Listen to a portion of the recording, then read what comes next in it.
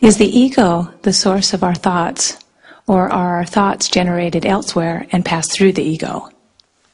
Oh, thank you. Yeah.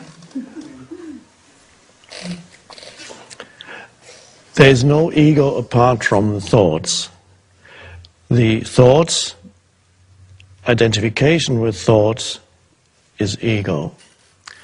But the thoughts that go through your mind, of course, are linked to the collective mind of the culture you live in, humanity as a whole.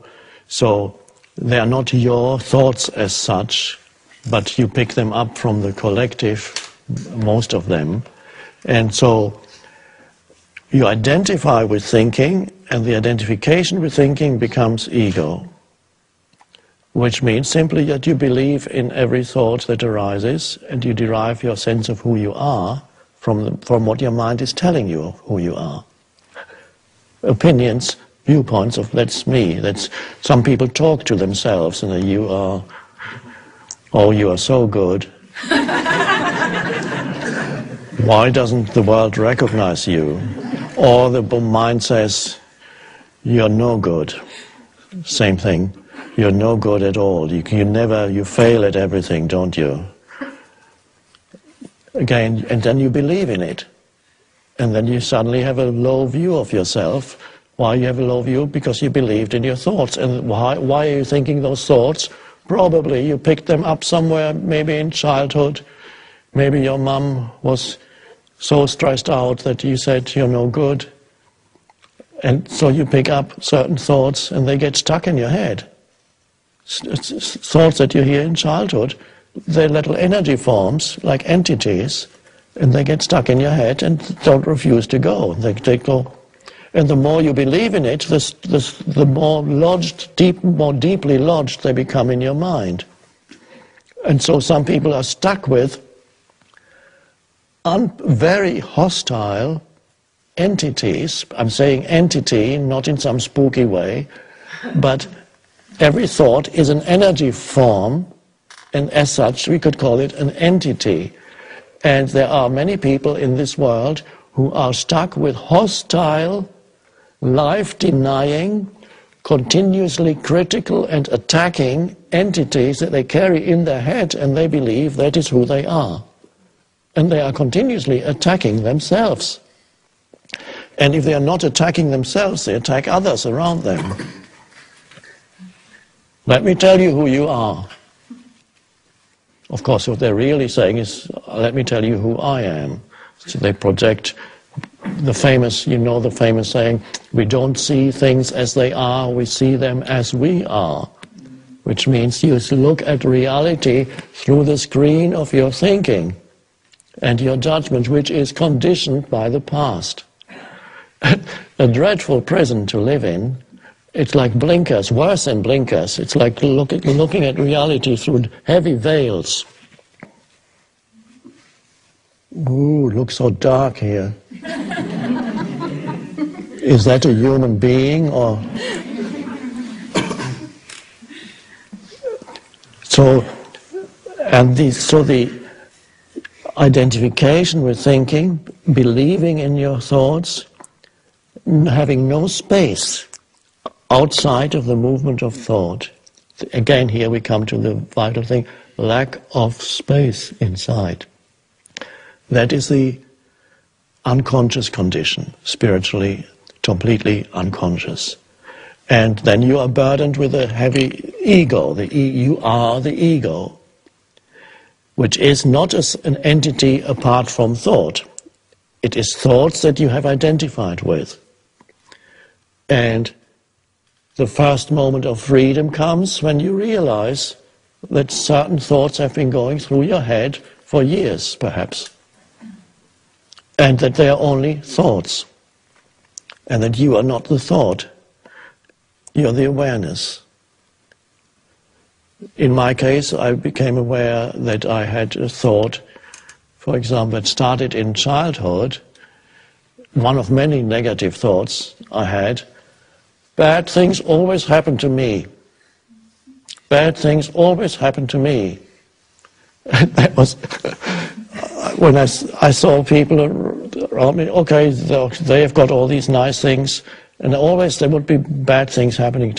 And of course, your perception then becomes selective. When you have a thought like that, you notice much more, because in everybody's life, things, in daily life, things go wrong. You miss a bus, you get stuck in a traffic jam, or you lose some money.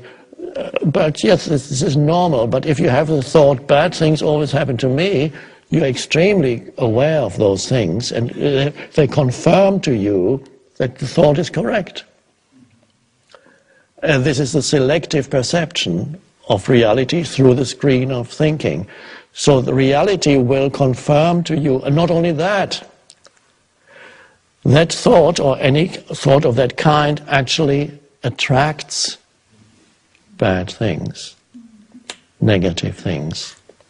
Or if you believe people are basically bad, and that's a deep-seated belief, and you don't realize it's only a thought in your head or a belief, not only would you single out where you observe unethical or bad behavior in others, you would, there it is. Not only that, you actually are much more likely to encounter people who manifest that kind of behavior because you attract it. And so that's just incredible how people create their world through that. So freedom comes from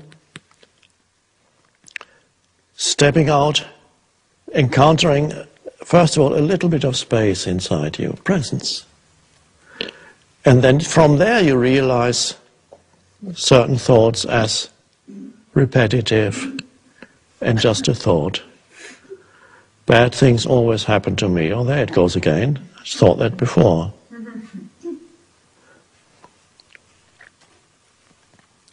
So that's to become free of ego means becoming free of thought, identification with thought. That's the end of the ego.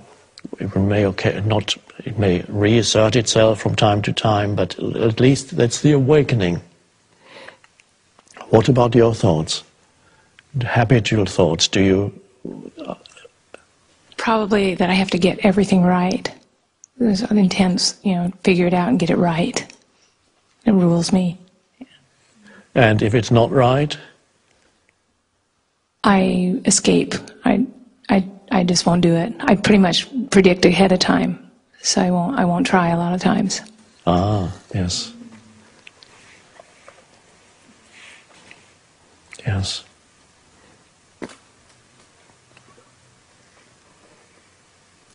Some people are afraid of not succeeding in whatever they do because they have their self-image, which is derived from thinking, would suffer. If I fail at something, then my self-image will be injured, and therefore I'm not even going to try. And again, that's to do with deriving your identity from thinking. And even the thought, I have failed, is a lie. I am a failure is an even greater lie. You have not failed, you can simply reinterpret and say, I have learned something here. This is not for me, for example. So, but why believe the lies that your mind produces? So, as you know, many people live with a very hostile mind. But those people their motivation would probably be very great. I would hope to get out of their minds. But first they need to realize that their problems are self-generated, mind-generated, not world-generated.